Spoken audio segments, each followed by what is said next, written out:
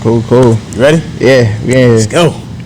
What's going on, everybody? Welcome back to another edition of Living Blessed, the podcast. I'm your host, Joevan J. Palmer. Got a special guest on, my guy, Charles. What's up, Charles, brother? How you feeling? I'm good, man. How you living, man? I'm blessed as well, brother. So, I was waiting on you to say it. Right. I set you up. Pun intended, my brother. Pun intended. I am living blessed, man.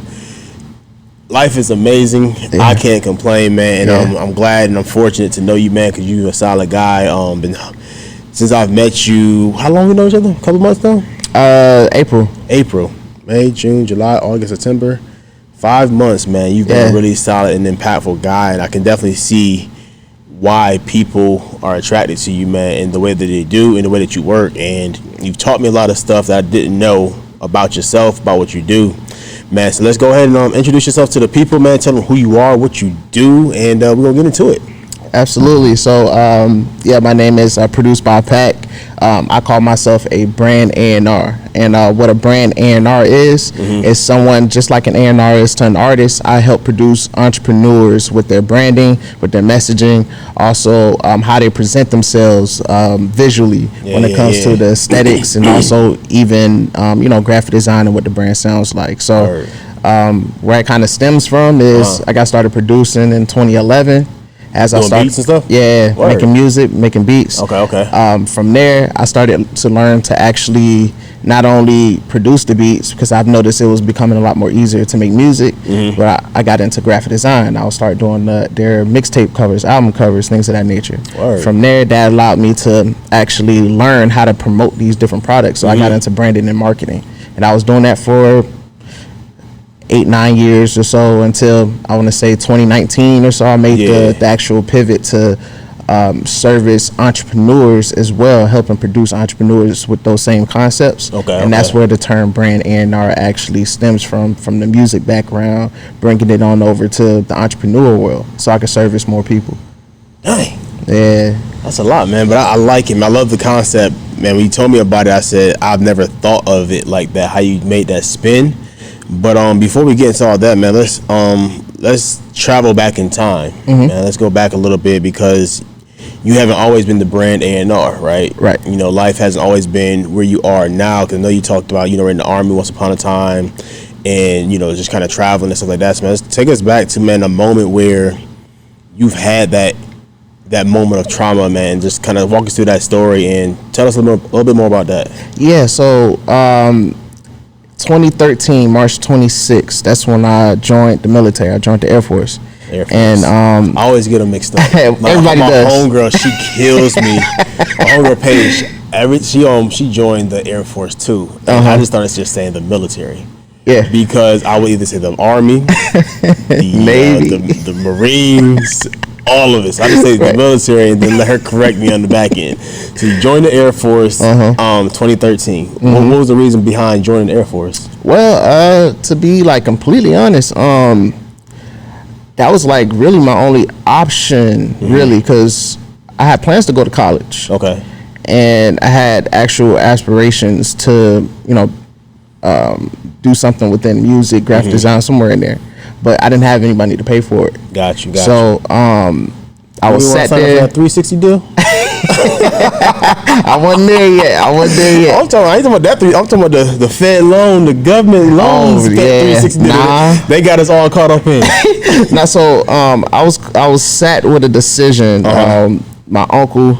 I was talking to him for a while, and all my family they was trying to get me into, going to the military. They was actually, just because they know my personality a little bit, they suggested me to go to the Air Force.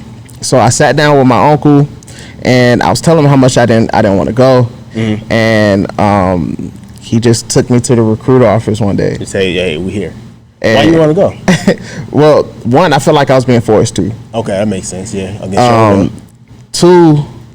It was a lot of preconceived notions that I had about the military, because when you think about military, you're thinking about think, like wars and stuff like that. Going in the front lines. I told myself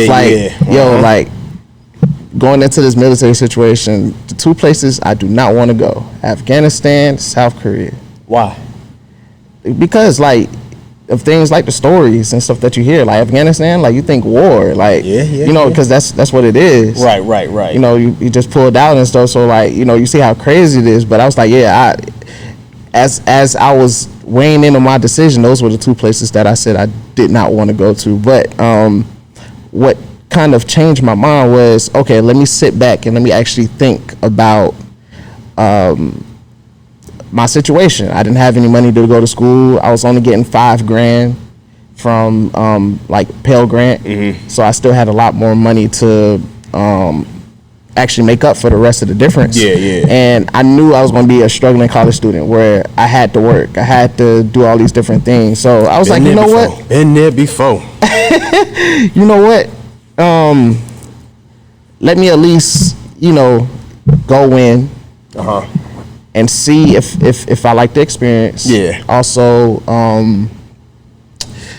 let it set a foundation. Let me actually learn some skills that I can actually bring on the outside. And you never know who you may meet in the inside. So, the military. So, I kind of finally made my own decision and I decided to go in. So you got in. So this is 2013. You said April, right? This was or months that kind of passed by since. It was March. It was March. March. Okay. It was March. So March, you're going into you finally make a decision. Say, I want to go to the military. This is my own decision that I'm making. And what's going through your mind? Because I know you were talking about, you know, the possibilities of going to like Afghanistan and South Korea and stuff like that. And that has to be. I just gotta be crazy. I just couldn't imagine myself, like, you know, across the country. How old were you at the time? 19 years old. So you're fresh out of high school. A year out of high school, anything like that. So it's just you're pushing yourself over to do this new thing that you don't have no experience. Anybody in your family went to the military? My uncle was my uncle in Miami. He was a drill sergeant. Okay. I had another uncle that I was living with in Atlanta, the one that drove me to the recruiter's office. He was in the Army. You going? And that's where he met my aunt. So was he more like a father figure or something to you? It was more like a community effort, to be honest. Okay. Like I was fortunate. No, I was just fortunate to have a lot of family around. Like, so I had all different types of experience. Growing up, it was me, my mom, and my pops, and my sister. We was all living in one house for a while. Right. They got divorced. My sister ended up graduating high school and stuff. So she's the older sister, and then it's you. Right. Okay. And from there, I was living, you know, some with my pops, and then some with my mom. But my mom lived with my aunt. And this is in Miami. And in that household, I had a whole different type of experiences. And your moms or your pops? Yeah, they got divorced. You got divorced, and so you pretty much doing like the weekend things, like the weekend with your pops or a weekend with your moms. It was a combination of that, or a combination of like me just living with my pops for a certain amount of time, me living with my mom. But mostly, after I kind of got situated, I lived at this particular house in Miami with my aunt. Gotcha. I lived in a lot of different experiences where. It was like 12 of us in the house, in one house. 12 in one house? Yeah. Heck no. Yeah. Listen. No, sir. How big was the house? It actually was pretty big. Like, from the outside, it doesn't look as big. How many people had to share a room with? Let's ask that question. Yeah, so the house have about 6 or 7 bedrooms. 6-7 bedrooms. So, of course, it was points in times where me and my mom shared the room. It was points in times where people just kind of cycled around. So, like, it wasn't always that many people. What's all these people in your house? All family. So I had, it was me, the uncle that took me to the recruiter's office, my other uncle that owned the house, both of their wives, which is my aunts, my cousin. Are you American? Yeah. Like full-blood American? I mean, I have some family in from the Bahamas, but I'm like, I didn't know about that until like. I'm asking because like there's 12 people living in the house, and typically you don't see that in African American households. Like you only see that in like, you know, Indian households, immigrants, stuff like that, because they just believe in the whole community aspect of we can all live in this house together, stack our bread, and then once we all get to a certain space in life, that's when we kind of like go our separate ways. But for now, we're gonna do this. Like, was that you all's mission, or it just happened to just be that way? I don't know, because I was young at the time, so I know my mom moved there because my pops divorced. Right. When it comes to like my other auntie, uncles, even my sister and my little nephew was in there at one point. I don't know. I think we just were, because the cost of living in Miami is pretty high. Yeah. So it has to be. I guess we was all there just to save money and just split the bills amongst. No, I mean that's dope. It's a dope concept. I've talked to my homeboy about it, how we just don't do that in African American culture, community, just because we like our space. I know I love my space. Like, too many people in the house. I don't know if I could have done it. I'm sorry. But I mean, when you don't, like, that's all I know. Yeah. So it's like this is normal for you versus me. I grew up where I had my own bedroom. I had to share once upon a time, and different spaces, and I hated that too. Like I always hated sharing my space. So I just couldn't imagine. So like Yeah, but I mean, you know what? Because I had the experience of, especially when my mom and my pops was together. I had my own room. Yeah. You know what I'm saying? So like, it's not just like to go from one way to the other. Yeah, I didn't mind it, because like these was like my favorite people. You know what I'm saying? Like my aunts and my uncles, and like it was always a fun time. Like every night. Like every night's fun, game nights or whatever. So it's just like game nights, or we watching TV together, we eat together. Like I enjoyed it. You know what I'm saying? So the only part that I didn't enjoy was since I was about the youngest that had some type of responsibility. Stuff was always my fault. You know what I'm saying? Oh. You know what I'm saying? Why them dishes in the sink? Why this bathroom look like this? You know what I'm saying? Like that's the stuff I hated. But other than that, yeah, we used to have a lot of dope memories, for sure. Word. So what was like the reason behind your parents' divorce? Like, was it like, just somebody stepped out, or did like, they just couldn't see eye to eye anymore? They grew out of love. Like, what was the reason? How did that affect you? I honestly still don't know. Man, you got some questions to ask your family. I do. You got some questions to ask your family, because these are things that's like you should know, because who was I talking to? I was talking to somebody, and they were just talking about how very transparent they are with their kids. And they tell their kids everything that they feel their kids need to know and should know, because as they grow older, it helps them understand themselves and why they do things that they do. Man. So I challenge you to ask these questions when you feel comfortable to do so, to kind of like get some understanding behind these things. So as you grow older as a man, it helps you understand some of the ways you may move, or some of the ways that you did actually move. And everything like that. So I agree. I agree, because I'll say this: when I got into the military, circling back to that, I did start to ask a little bit more questions, because me and my mom actually started to develop like a real like relationship. It wasn't just you do what I say all the time. Right. She kind of laxed back after I graduated. And because we was bumping heads. And I started to ask certain questions. So I heard a little bit. She haven't gave me all of it. Yeah. But I still need to actually have that conversation from my pop's perspective, to see like what happened. Right, for sure. So military. Let's talk about this. I'm interested to know. 2013, you make your decision to go in there, right? Right. And you're there. What's your first instincts? Like me, they dropped me off in my heart. I'm thinking like, this was the worst decision ever, Joevan. Why'd you do this?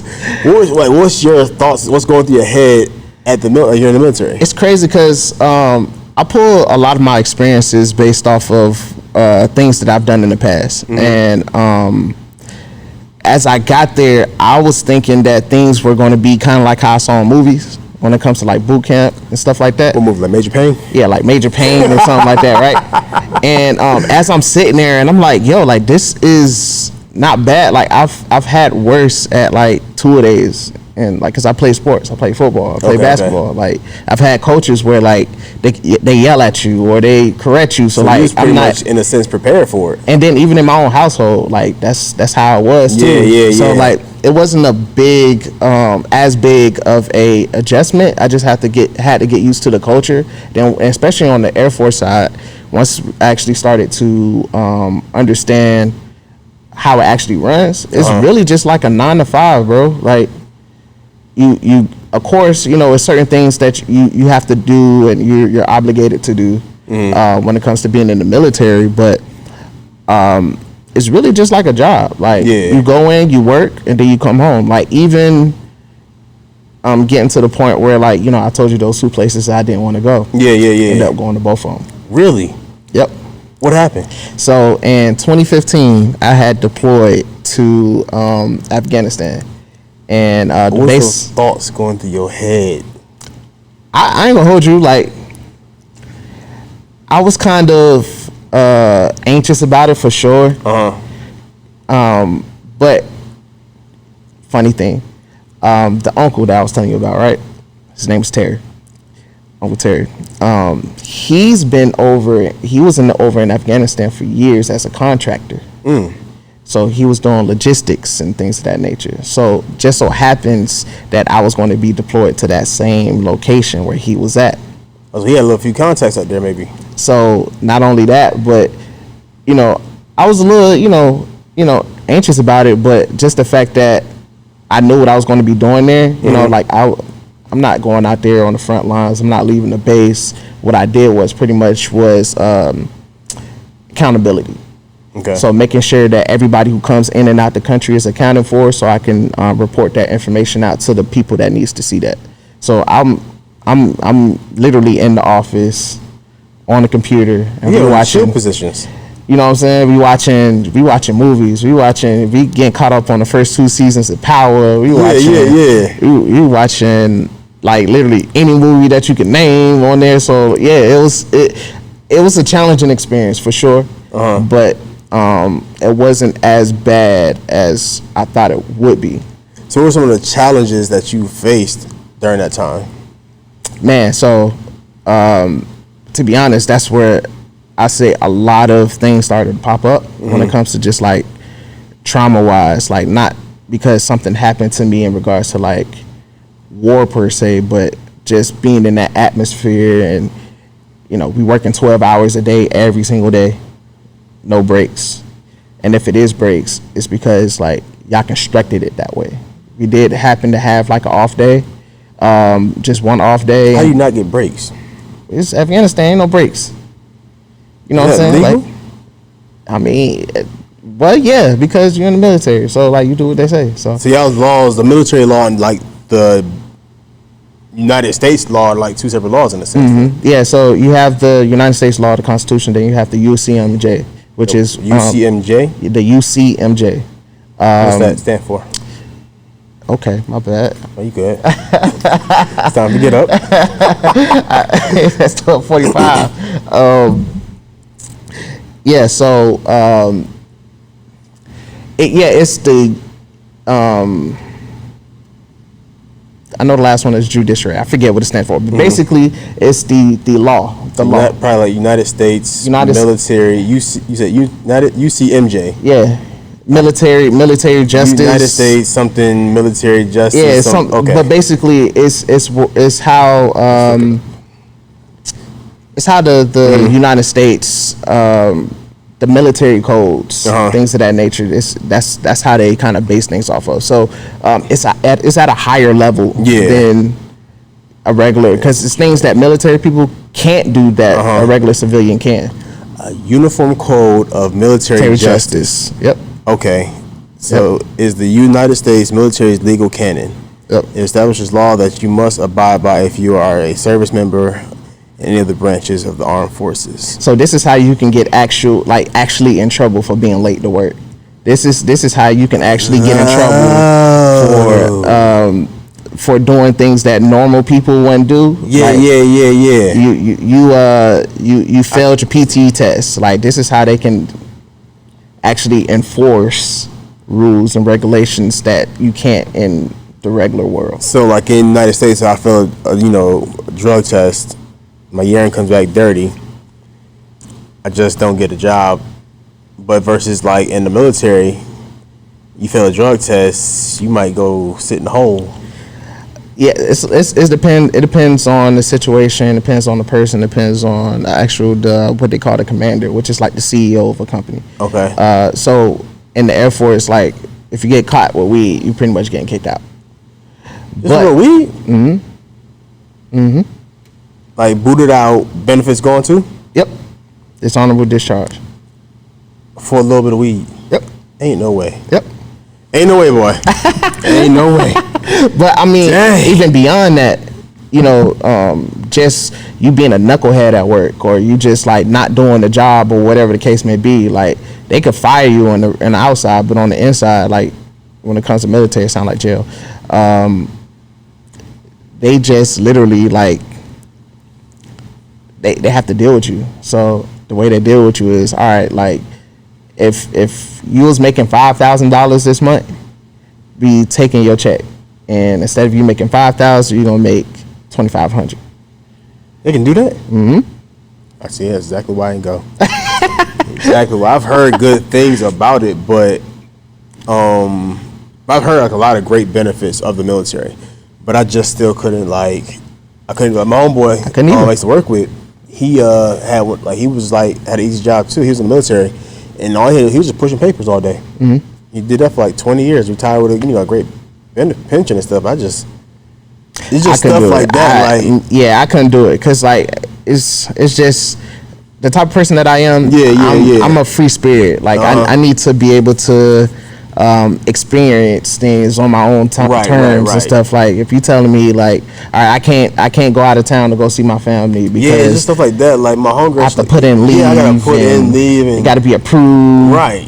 And they might deny, depending based upon how they feeling and stuff like that. I got time for that. Yeah, like it was a lot going on. So like that's where a lot of just emotionally, a lot of my I guess baggage kind of got started. So it got started, and like what would you say to it as far as like, how was that making you feel? Like, it's just people tell you what to do. You can't leave and go see your family because, of course, family means something. It means a lot to you because you grew up around your family. Like, what is that feeling like to you where you got to ask somebody and the answer may be no or it was no?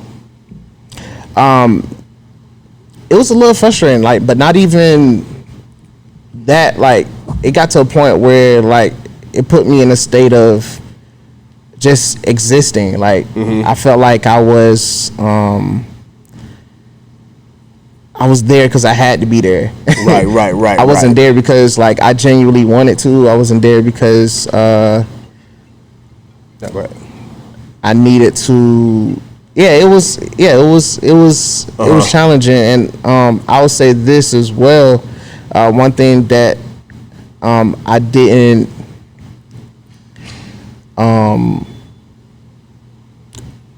One thing I kind of struggled with was the fact that I wasn't catching the what it took to do the job in the fashion that where my strengths were being used. So they're putting you in places where like you didn't really want to be there in those positions, but you had to like make it do. Right. So like, say for instance, like you're a great leader, and you want to be in a leadership position, but they'll put you in a position of servanthood or at the bottom somewhere where it just kind of didn't make sense to you in a sense. And I wouldn't even say that because like I don't mind being in servant mode, but it was more so of like the job that I did human resources. Pretty much I was handling records, making sure that the paperwork that makes them get paid, the paperwork that makes them promote, the paperwork that makes them exchange from base to base and things of that nature was in place. So I'm not the best person when it comes to grammar. I'm not the best person when it comes to following up on emails. I'm not the person that when it comes to data and systems and stuff like that, like that's not me. But when it comes to like customer service, when it comes to like being a people person, talking to people, solving problems and things of that nature, that's me. Yeah. So it was a lot of times where, like, if you missed the email, if you missed an appointment, if all of these different things happen, it was like I was operating from a state of like my weakness every single day. Got you. Yeah. So it was just it was just draining. Yeah. So like it's like you're kind of pushing yourself to want to do it, but it's just you can't do it.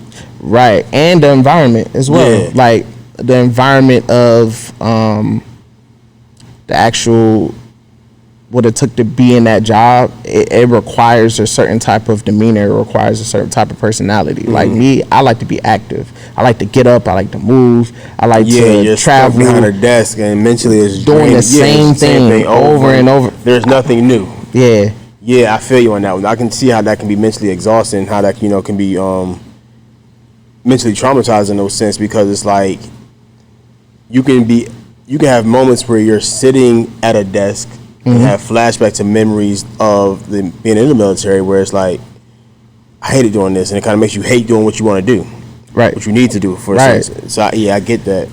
So what else happened during these times of in the military? Yeah, so when I went into Afghanistan, to be honest, it was rough. The reason why it was rough because everybody else who I worked with, let's say you got a 12-hour day, they probably really only working about 6 hours.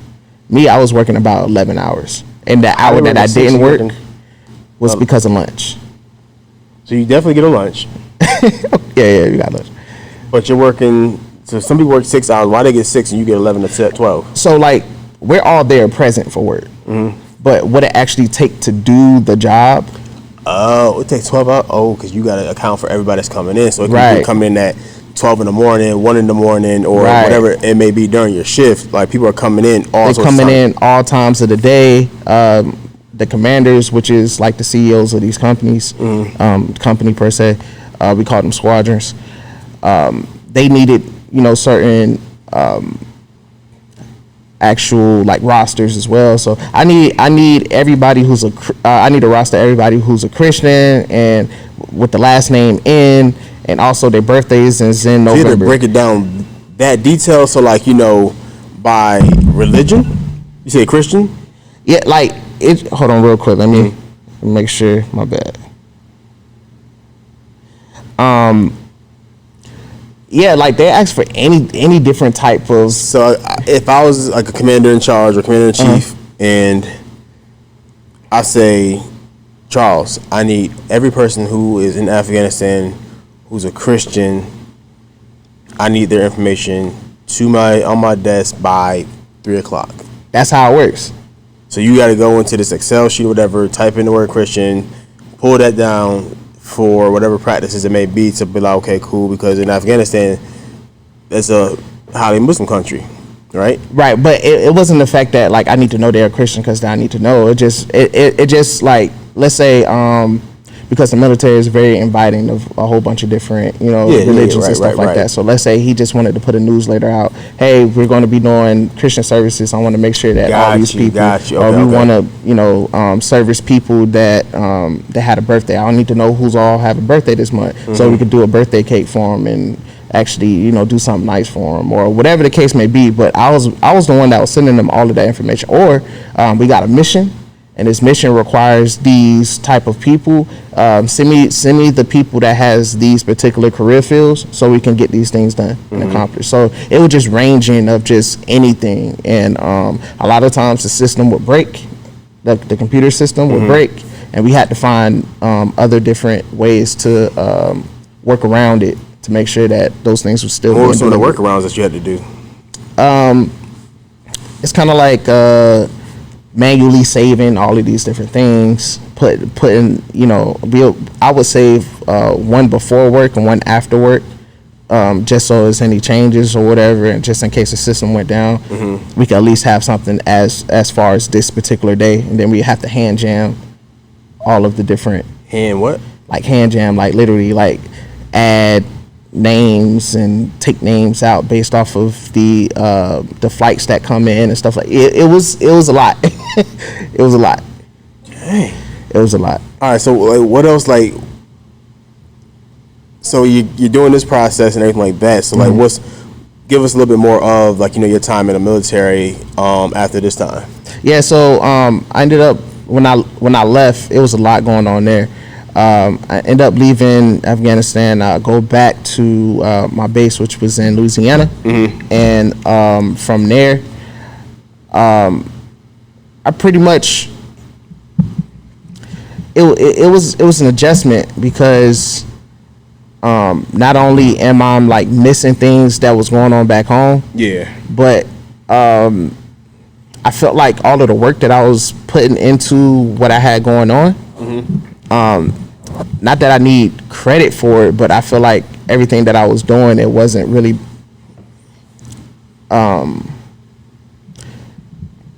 I wasn't being noticed for the things that I was doing. Yeah. So it's like I'm putting in all this hard work. I'm doing all these different councils, these clubs. I'm hosting events. I'm doing things like doing parties for like breast cancer awareness. And I'm doing all these big things that's going on. I even did I even managed a all-star football game for the intramural league. And I put that together. I did all these different things, but I was never able to rank up because one, I couldn't test with a high enough score. Two, the different things that I had going on at the time, it just wasn't, for whatever reason, I was getting like average annual reports. Right. So I was never able to progress in the way that I like, that I see fulfillment in. I like to do projects, see them out, complete them, and I like to sit back and see what I accomplished. I wasn't able to do that within the military because it's always something new. It's always a problem. It's always something to address. So it just became draining. Like everything was your fault. Like, so I was just kind of done with it. So they're blaming you for like what though? So like let's say someone is getting promoted, right? And it's certain paperwork that needs to be turned in, certain updates that needed to be made. If this person doesn't get these things updated as such, then they don't get paid with the new rank, with the new paycheck and stuff. So as far as the things getting updated, is it like they just didn't turn something in to you in time, or sometimes it's that, sometimes it's managing a whole bunch of different programs because not only you're doing your job, but they have you doing a whole bunch of other jobs as well, like facility management, the drug test. That was so you had to administer people's drug tests. So like right. You call and say, "Yo, Joevan, time for you to go get an annual test." Yeah, you got to come to the office. Come to the office, set it up, and so basically, what we had to do is they'll call us or they'll send us an email with all the different names, and what we'll do is we have to actually contact all the supervisors, all these different people, and then they'll have to come to the office. We can't tell them what it's for. So when it comes to yo, Joevan, come to the office. Yeah, we need you at 1 o'clock. We need you at the office at 1 o'clock. Yeah, as soon as possible. And so you'll come to the office. For what? Because I'm gonna ask. I'm not saying it.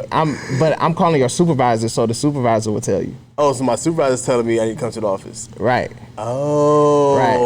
Okay. So you would say, so you reach out to the supervisor and say, "Yo, I need John, Joevan, Rick, right, Susie, all them to come to the office." And right. Supervisor say, "Okay, cool, I got you." And then they reach out to them, say text or phone call, say, "Hey, you need you at the office at 1 o'clock."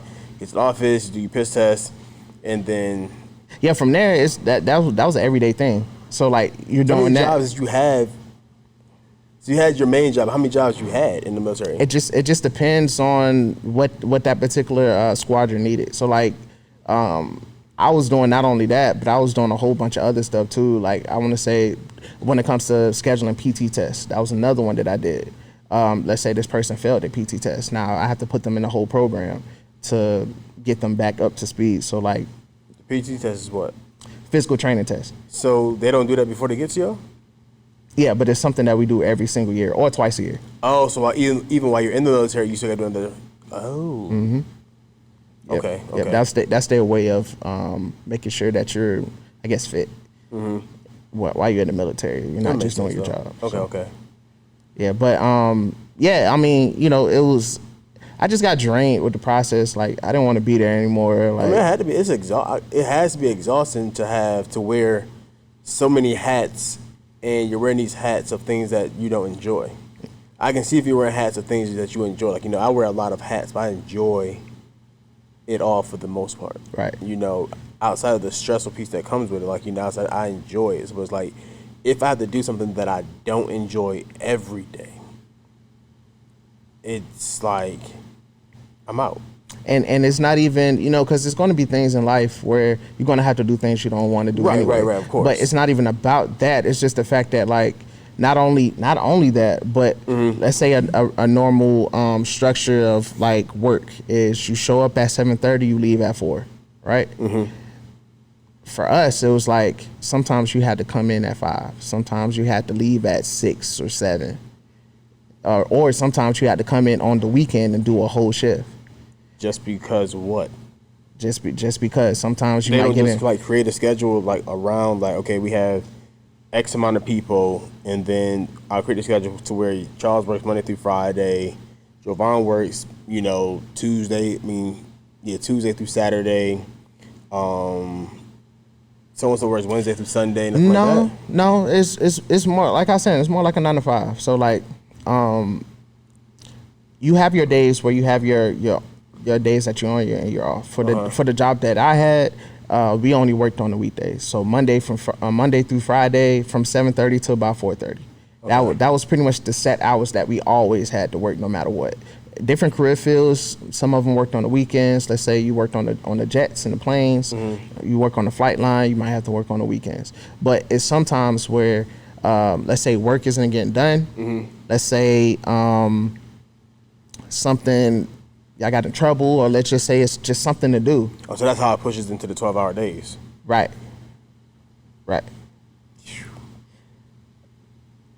And then on top of that, they put even more stress on you. Like, let's say, because I'm single. I don't have no wife. I don't have no kids and nothing like that. Oh, so it's like, since you're the single guy, he ain't got nothing to do. So let's put all power of this on, so everybody's kind of get to their family and their kids. Oh, that's foul. That's mad foul. I'd have made up. I got a girlfriend now. I'd have made something up. Like, I would have. Like, it's just only right. But they wouldn't even care about that. Like, it has to be like spouse and actual birth children. Like, really, children, to be honest. I would have adopted a kid or something. And this is why they, like, if you're a single parent, a lot of the times they don't allow you to get into the military unless you sign your rights away to somebody else. What? Yep. You gotta legally sign your rights away to somebody, just as a single parent, because of the fact of they never know where you're gonna be traveled to. Not only that, but you might deploy. You might have to come in on a weekend, and if you're a single parent, nobody else can take that slack for you.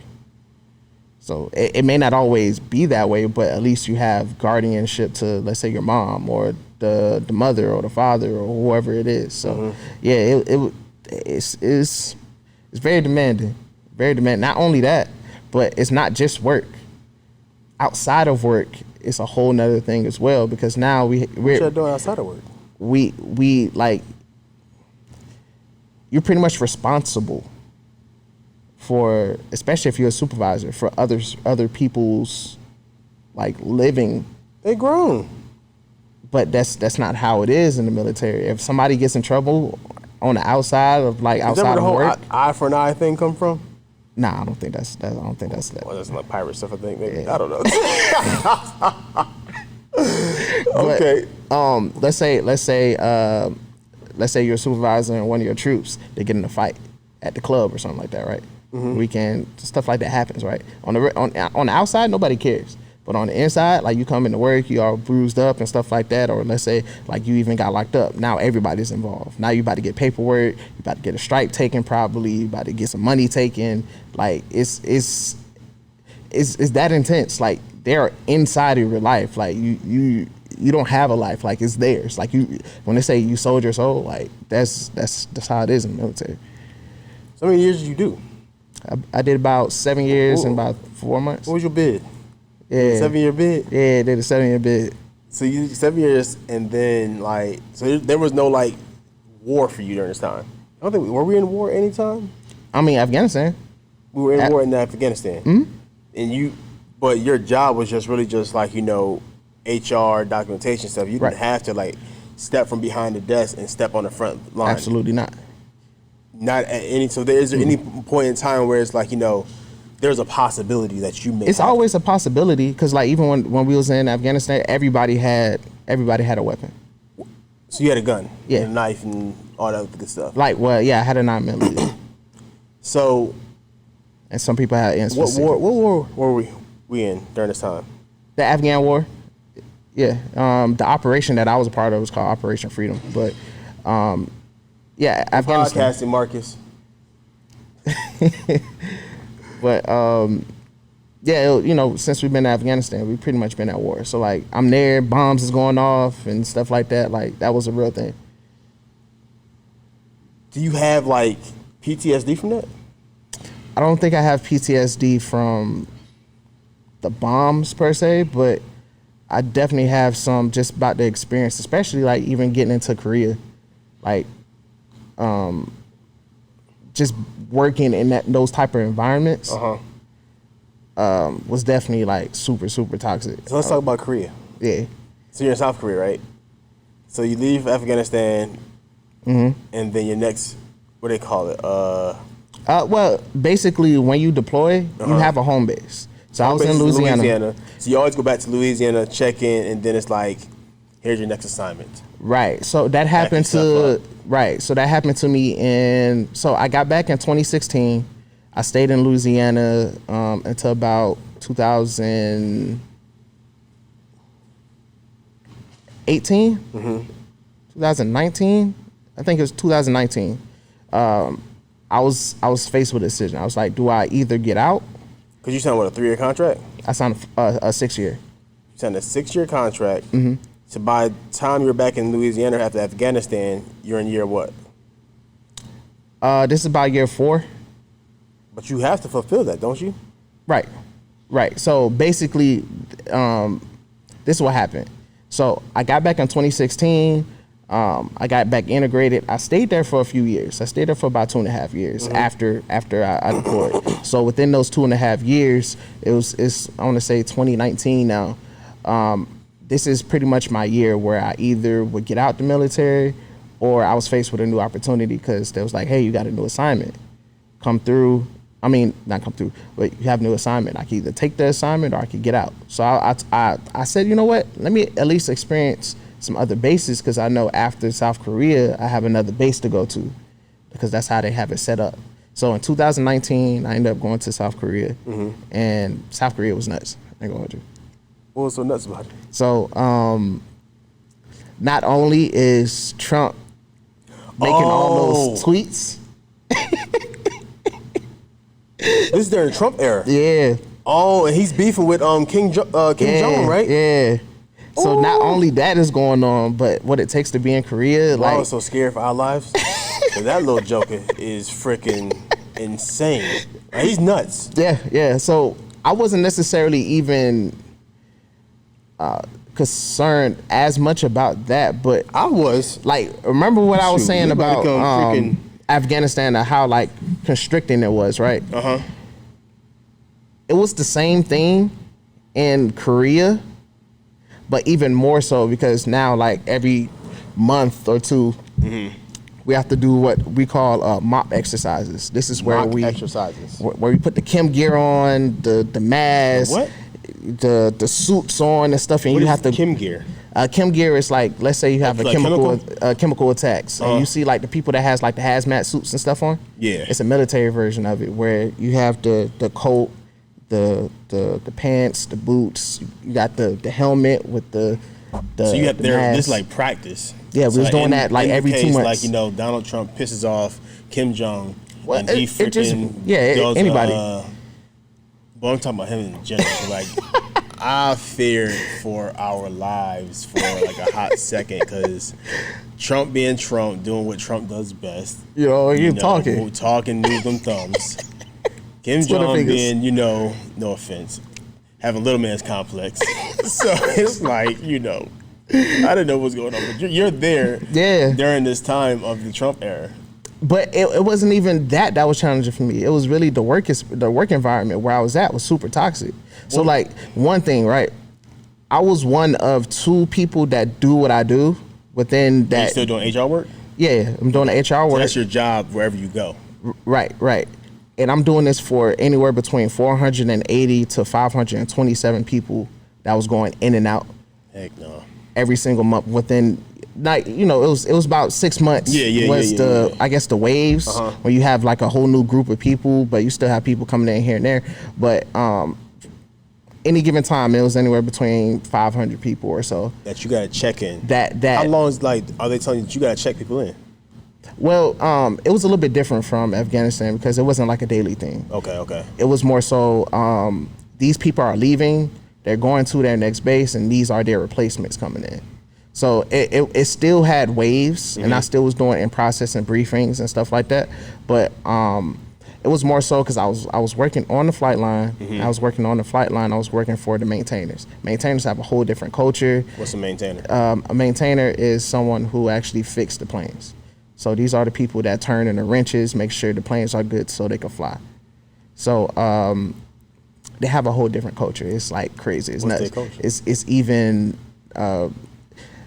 So basically they work all day, every day, but they have their own shifts. Like I was saying, like these people, they have this, your day off might be Monday and Tuesday. Your day off may be Thursday and Friday.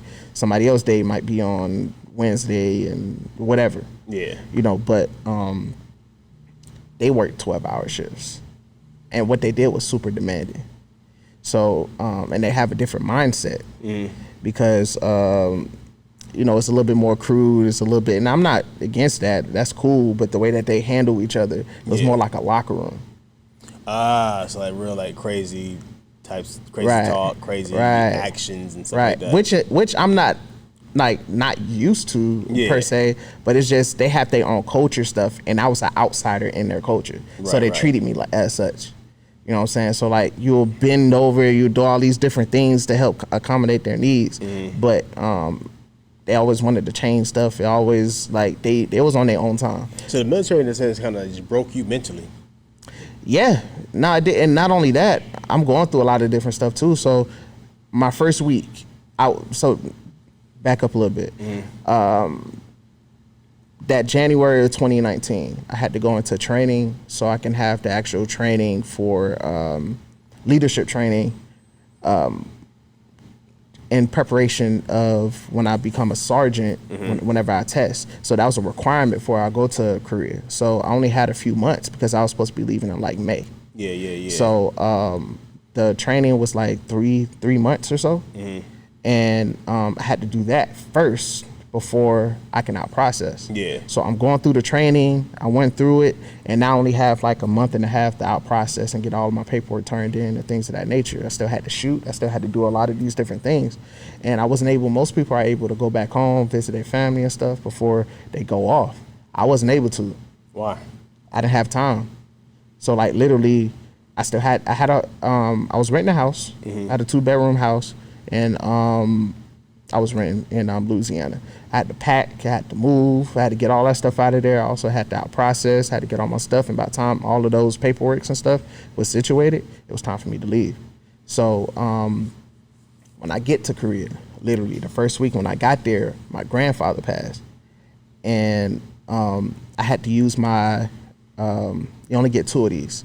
One is for your mother, one is for your father, where they send a Red Cross signal and stuff like that, where you can actually, they'll send you back home, and you don't have to use your leave. They call emergency leave, and I used it so I could go home. So literally the first week that I got to Korea, that happened. So I had to come straight back home. And so who pays for like y'all's flights to like in cases like that? Is something you have to? They pay for it that time. Okay. But on a normal cases, like normal case basis, like it'll come out your own pocket. Gotcha. Okay. Yeah, but yeah, so that happened. So not only I'm dealing with that, but I'm in a place where like it's super restrictive. Like I got this little dorm room where I'm sharing with 3 other people, 1 kitchen. I mean, you shared a room with 12. I mean, a house with 12 people. That should be all right with you. Yeah, but it was a little bit different. Because they're not your family. They're not your family. You don't know these people. People have different hygiene. I feel like I couldn't even clean, bro. Like I mean, I couldn't even cook. I feel like I couldn't even cook because I had to clean before I cooked. Right. Like I'm talking about deep clean because people, like he's nasty. You know what I'm saying? Yeah, you can say it. They're just filthy and disgusting. And Yeah. I feel you. I don't like people who don't clean about themselves. That's like a pet peeve of mine. But not only that, we was walking everywhere because nobody had cars. I don't see how you did it. I'd have had attitude every day. And not only that, but like let's say you want to go off base, you want to hang out and stuff like that. We had curfew. What time? 2 o'clock. 2 o'clock in the morning. Yeah. That ain't bad. That ain't too bad. I mean, but if you're hanging out, you know what I'm saying? It's like you have to really start to leave at like 12 because y'all walking. Not we walking, but we take cabs too. So you take cabs everywhere and stuff too. But cabs run out. But how old are you at this time? Like 24. Like, so you still want to hang? You still want to? Yeah. You know what I'm saying? But I was restricted, and then like you can't even like Google stuff to go out and do because like you're in South Korea, Google don't work like that. Don't work like that. You pull up food near me, and it's like, what are you talking about? Yeah, like clubs in the area, so you got to kind of meet people to kind of get to know what's going on but still at the same time, like, can you trust? And this is my work environment, that right there, where it's like I feel like I was walking on eggshells because I'm being told what people are like leadership is saying about me and the stuff that I'm doing. Not that I'm not saying like that you're not doing a good job or right. He's not fit for this position or even fit for the military itself. It's a lot of different stuff that like, I felt like I was walking on eggshells. And then on top of that, I'm already going through stuff at home and stuff like that on my own personal stuff. Like I feel like the only thing I'm doing is going to work and coming home, going to work and coming home, going to work and coming home. I would do a couple things that I could, try to do a little interim sports here and there, but I was getting hurt, like I was injured. You know what I'm saying? Like, so what was like your final straw to say, you know what? I'm out. I was done before I went to Korea, to be honest. But I went to Korea because I was like, you know what? I hear about how dope it is. I hear about how fun it is. So, but did you get to have any of that fun?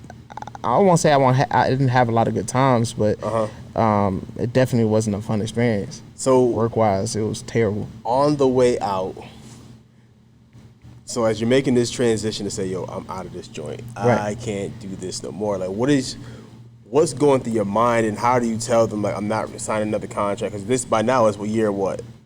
Year about 5 or 6. Year 5 or 6, and you signed a 6-year contract, right? Right, and I had to extend the contract in order to take the assignment to Korea and also have the follow-on assignment, which is the last place where I served, which was in Maryland. Okay, so you're back in the States, and then after you're back in the States, you're saying, okay, cool, I'm not signing this contract. The crazy thing was, before I even got to Maryland, because I got there July 4th weekend, like right before July 4th weekend, in 2019. And I already knew I was getting out June 26, 2020. So like before I even stepped foot, I'm already knowing I'm only gonna be here for It's a short period of time, like. Right. So like I'm already checked out. I was telling them, I was like, listen, I know I'm here. Y'all got me for a few months. I'm gonna do what I gotta do, but I'm out. This is it. Like, y'all not getting the same pack for 3 years ago. Right. Yeah, y'all about to get this. I'm 1 foot out the door, 1 foot still kind of in.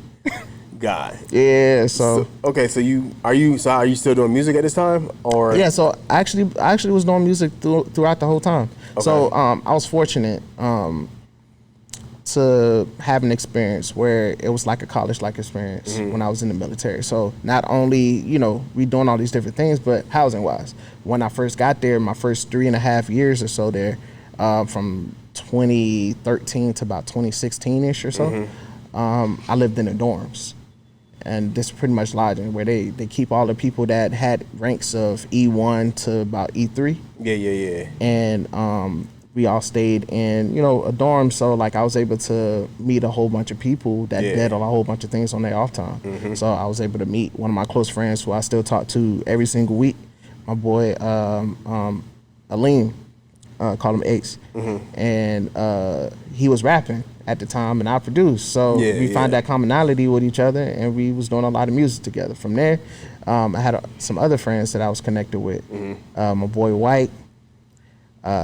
And I had another. Yeah, you got him. Nah. God dang. Oh yeah, I got it. Dang. All right, we good. I think. Okay, we good. I got him. All right.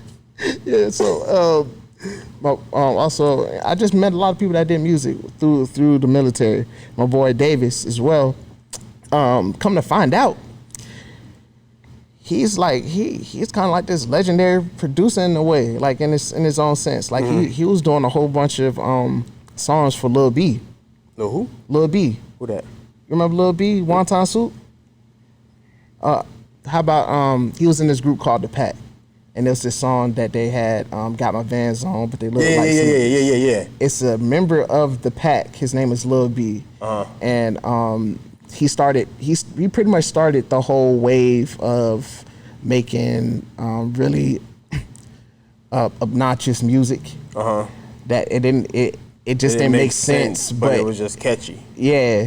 Got you. Okay. So like the Lil Yachty's and all the Lils and stuff like that when it comes to like the mumble rap area per se. Yeah. Like Lil B and Soulja Boy and stuff like that. Like they was pretty much the godfather of what that would look like.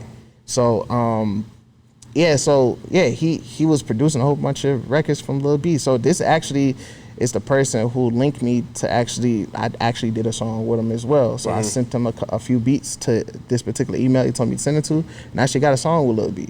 Really? On one of his albums. Yep. So you get like a cut from every time that joint. You get like what do they call it? Not a commission, but like a. You're talking about like royalty check? Yeah, royalty check. I should. The reason why I don't is because I didn't register the song to ASCAP, right?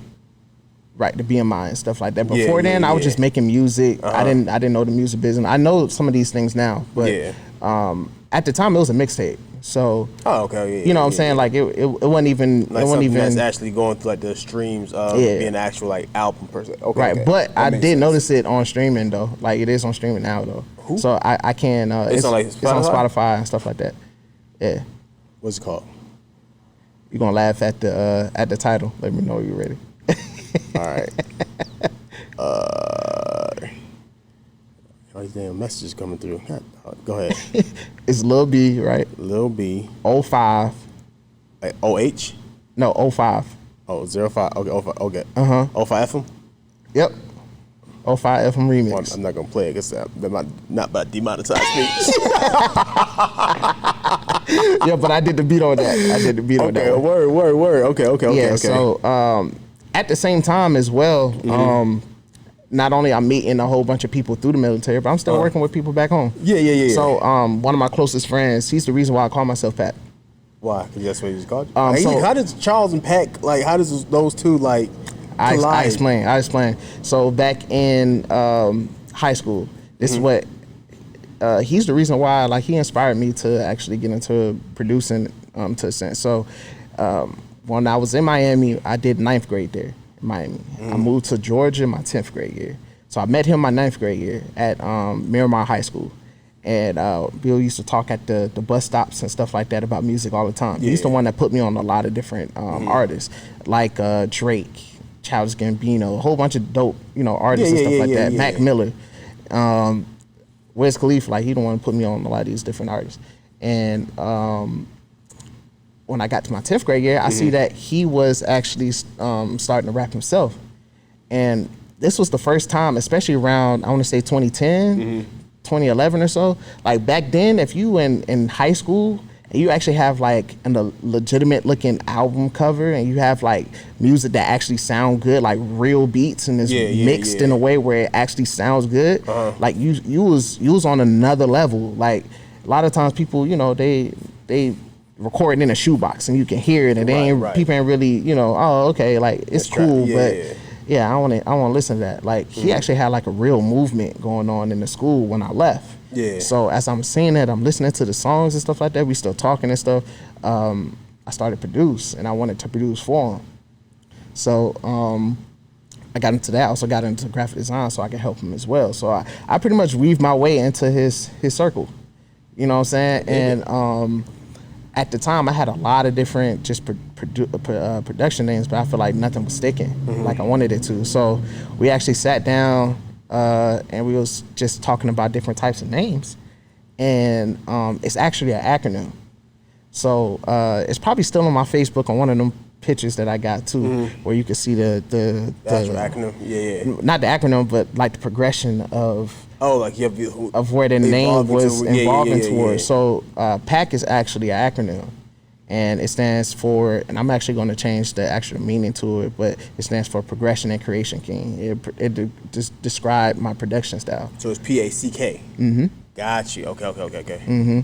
So even my tag, like that's his voice, like saying Pac P, like that's his actual voice. So that's pretty much where the name comes from. Like he inspired me not only to produce and get into graphic design, because that's where I started to get into. Right.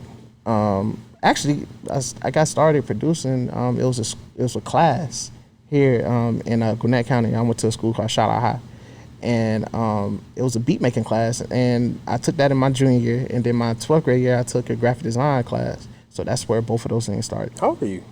27. Man, we didn't have none of that stuff in high school. Yeah, I was fortunate. Yeah. The only thing I had was home economics. Right. And that's in middle school.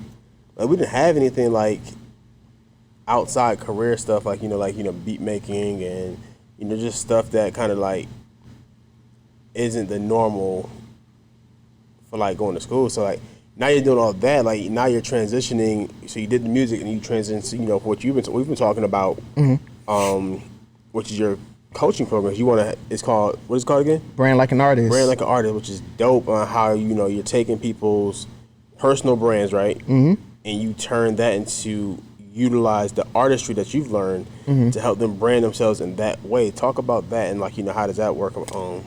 Yeah, so I actually was alley-oop the brand A&R moniker from a coaching program I'm part of with the business bully. His name Dave Anderson, and one of his associates. We had a talk about all the things that I wanted to do.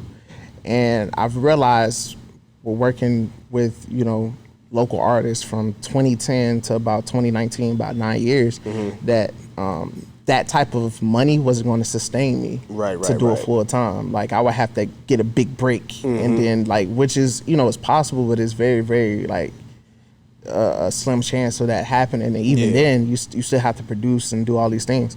So I decided to do to pivot what I did. Instead of working with artists exclusively, let me actually tap into the entrepreneurs and teach them all the things that I've been learning when it comes to the artistry, how to actually brand yourself as an artist, how to actually when you go to a particular artist, let's say it's Usher, Summer Walker, Drake, Kanye, or whatever the case may be, you kind of know what to expect because their messaging is so clear. Right. You know what I'm saying? When you listen to a Drake record, it's going to be probably about three or four different things. A relationship. Definitely a relationship. A relationship. Drake is going to be talking something about being in the club. Right. You know what I'm saying? And he's going to be talking about something like in reflection about his life. True. Yep. You know what I'm saying? So with those three things, you know what to expect. Yeah. When you listen to Drake. So you're taking models of artists and and pretty much just giving that to entrepreneurs. Absolutely. If this is your space, so you're kind of looking at having a meeting, a sit down with them in a sense, get an understanding of what they do. It's like me, I produce podcasts, I speak, I author, I do like all sorts of different types of things in a sense. I'm a mental health, therapist, all that type of stuff. So it's like I'll give you all that. You say, okay, cool. This is how you need to brand yourself. Absolutely, because one thing that I've noticed is, especially as entrepreneurs, even me and my own experience as well, I've done this. We try to do a whole bunch of different things, and they all tugging at each other because they all have not only their own level of attention that you need to tend to, but they don't work together at all. Right, exactly. Like let's say you do Turo, and then you're doing Airbnb, and then you're doing music, and then you're doing hair. Like none of those things go together.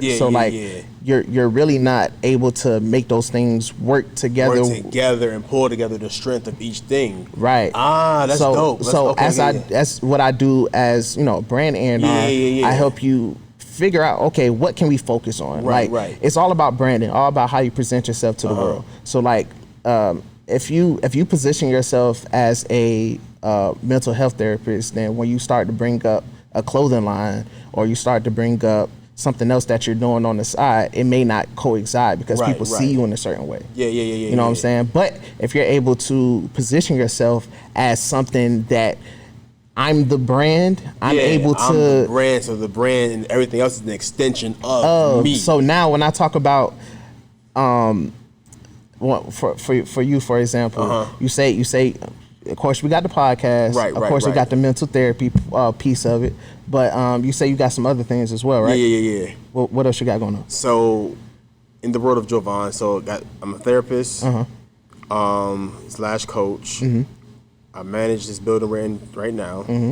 I manage a clothing brand. I manage a behind the scenes of a podcast, Social Proof podcast. What else do I do? I'm in school right now, and I'm building my coach program. Right. And that's it for the most part. Right. So the way that you could brand all of these things so they work like in alignment with each other.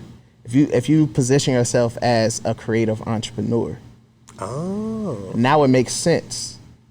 I have all these different projects, I have all of these different things, and they all have a purpose within my life because one, these are the things that I believe. I believe this. This is my messaging. This is how I want to impact the world. And this is what I'm good at. This is what my genius is. All of these different things within my program, we're able to actually identify these things, put these things together, and also what your core values are. So like, this is how I know. I even got I need to actually contact her as well. But this is how I know that I'm in my purpose. What I'm doing now. It's because I identify what my core values are. I identify creative entrepreneur. Right. So if you put all these things in alignment now, and you have clearly what you think about the world, how you see the world, how you want to impact the world per se. Yeah. All of these different things, if they're in alignment with that vision and that mission, it helps the progression of you, the artist per se. Like, it helps the progression of you, the entrepreneur, because everything is lined up. So you're not being pulled, here and, pull here and hold here. And you're like, you're going back and forth with everything. Right. It's like everything makes sense. If I did a clothing line, I would do a mental health clothing line. If I did, a podcast needs to be specifically on mental health. What we do right here today, we talk about, mental health stuff like that. So it's like any and everything that I have my mind on, it's like, it should pretty much make sense into the core of whom I am. Right. And not only that, but sometimes we get presented opportunities, and sometimes it might be a decent opportunity for most people, but it may not be in alignment with who you are and your core values are. So, like for instance, if somebody came to you about, hey, I need you to, you're good at project management. I need somebody to come into my company, which I sell car parts, and I need somebody to help. All the moving pieces. It's like, no, I'm not going to do that. It makes zero sense for me to do. You know what I'm saying? And I think a lot of entrepreneurs, we get caught up in that because, like, I know for me, sitting behind the desk of the Social Truth podcast, and everybody who comes through, I'm like, oh, that's how it's dope. Oh, that's why I want to do that. Like, oh, let's do this, let's do that. And I'm like, you have to, like, really draw back from the shiny object syndrome because it's like there's so much opportunity out here. Absolutely. I mean, tons of opportunity out here to make some money, especially here in Atlanta, because everybody in Atlanta is doing something different. Like you have some people who are doing some things the same, but it's like everyone's doing something different in their own way. And like you said, the whole creative entrepreneur, like, I never thought of anything like that before. That's really dope. But it's just, we're all creative in our own way, but you help us to pretty much say, okay, cool, let's sit down, let's map this thing out, let's draw it on the whiteboard, whatever it may be, and we're going to help you niche down in what you need to focus on and how you need to do it. And I would need to contact you and be like, yo, Charles, somebody hit me with this opportunity. Does this line up? And it's like, ongoing thing within your coaching program, right? Because your coaching program is how long? It's going to be 6 weeks. I'll be actually probably messing around with a 12-week program as well. I'm still developing, get some things. I got some help now. I got somebody on board that's actually going to help me even expand the program even better than what it is right now. Okay. So the program's on its way. So you get the program coming up, and how can people, if somebody says, they see this artist, well, by the time this comes out, your program should be done. Yeah. So how would they reach you and be like, yo, I need to brand like an artist? Like, especially I can see a lot of up and coming artists want to know, how do I brand myself just the artist instead of just branding myself as just like, just a music person, but like personal branding, getting my name out there, who I am, what I do outside of just rapping. So I can see a lot of people. So how would they get in touch with you to do that, man? So basically, I have a Instagram page. My Instagram is produced by Pack, PORDBYPACK, and that's produced by Pack, not Proud by Pack. A lot of people say that, and I'm like, Proud by Pack. Yeah, when you first put it off, I'm like, Proud by Pack. Nah, it's the abbreviation for production or produce. Yeah. PORD, produced by Pack. Okay. You could also contact me there, and I also have a couple websites that are actually on the way as well. And the website would be brandlikeanartist.com. Brandlikeanartist.com. Word. All right, so. But do a quick commercial real quick, and then, man, just want you to close out with some inspirational words, and we'll be good to go. Absolutely. All right, y'all. So this episode is sponsored to you by the Embolden Institute. It's where I, Joevan Palmer, send out daily messages to you all, and it's just inspirational stuff to help you kind of just get through life and get through your day. So what you want to do is send me a text to 404-476-6780. That's 404-476-6780. It is I that actually respond. I don't have anybody, no robot, nothing like that, who's actually texting y'all. You do get an auto response that kind of get enrolled, but after that, it helps you get connected with me. Personally, you can reach out to me on. I know some people say I don't have Instagram, I don't have social media. So this is your way to get connected to me, into the world of healing space, and I send out things that help you heal and help you get through the trauma and how to deal with the trauma. So text me 404-476-6780. Charles, close us out, bro. Yeah, so or produced by Pat. Yeah, either one's cool. But the main message that I like to say really is, as things really start to turn around, because it's been a transition, bro. Like getting out the military is easily the hardest thing I've ever done. I bet. And especially with the path that I chose, I didn't choose just to get out just to get another job. Like I'm in pursuit of being a full-time entrepreneur. I'm not quite there just yet. You're close. But I'm very, very close. And it's going to happen very, very relatively soon. And what's really been monumental in this transition, as these things really start to pick up and start to turn out as much as I wanted it to, is being intentional. Being intentional about everything, about the people that you want to be attached to, about the environments that you want to set yourself in, and also making a decision. So being decisive. One thing that I was kind of raised on, or I wouldn't say raised on, but something that was in my experience is not making any decisions, because I was sheltered, and my mom was pretty strict. So any type of decision that I was making as a kid, I always just look over my shoulder. And I was like, okay, like, is this okay, or am I doing the right thing, or whatever the case may be. But if your goal is to be an entrepreneur, what I've been learning, what I've been doing a lot of deep searching and a lot of my own healing about my trauma is make decisions. It don't have to be the best one. It don't have to be the right one. Just give yourself a space to actually make a decision so you can move forward. Right. When you make decisions, a lot of great things can start happening to you, especially when you start to execute. Yeah, for sure. Appreciate it, man. Listen, this is Living Blessed podcast. We are out. Peace.